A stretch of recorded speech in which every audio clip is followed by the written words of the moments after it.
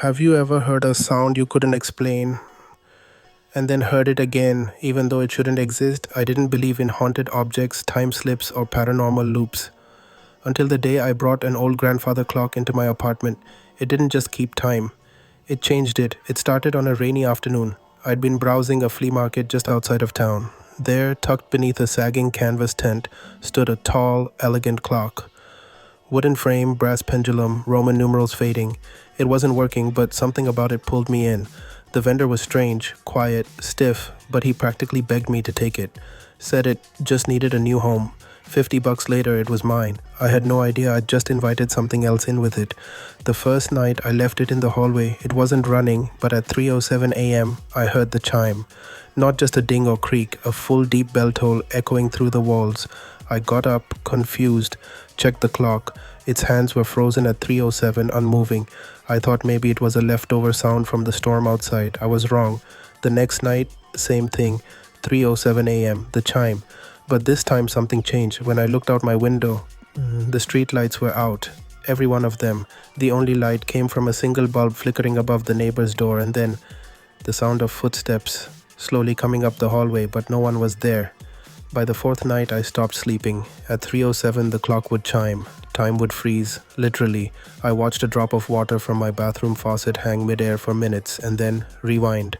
It would fall back into the tap. My phone reset, apps scrambled, texts sent hours ago would reappear, marked as unread. And sometimes I'd find myself standing in the hallway without remembering how I got there.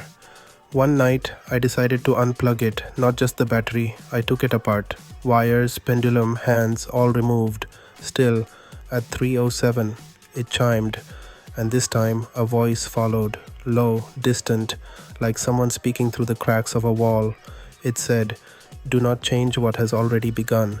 I turned, and in the reflection of the clock's glass pane, I saw myself standing still. But the reflection moved. The reflection wasn't mirroring me anymore. It tilted its head, blinked, smiled, then, just like that, gone. I tried leaving, packed a bag, but the moment I stepped outside, I was back in the hallway, back in front of the clock, like I never moved. The next morning, everything reset. My alarm went off, sunlight poured in, but when I looked at my phone, it was yesterday's date. Emails I'd read were unread. Messages I'd deleted came back, and when I looked in the mirror, there was a bruise on my neck I didn't remember getting. That's when I realized something horrifying. I wasn't just stuck in time. Time was replacing me. I smashed the clock, tore it apart with a hammer, burned the remains in a fire pit behind the building. That night, no chime. I thought it was over. But the next morning, a knock at my door, a delivery box, no label, no return address. Inside, a clock. Same design, hands frozen at 3:07. I've tried to warn people, posted online, sent letters, nothing sticks. Every night I wake up at 3:07. Every night the clock chimes, and every night I lose a little more of myself. So if you ever find a clock that doesn't tick, if it chimes when it shouldn't, don't bring it home, don't wind it, and whatever you do, don't look into the glass, because the moment you do, you'll see yourself watching you back, and by then, it's already too late.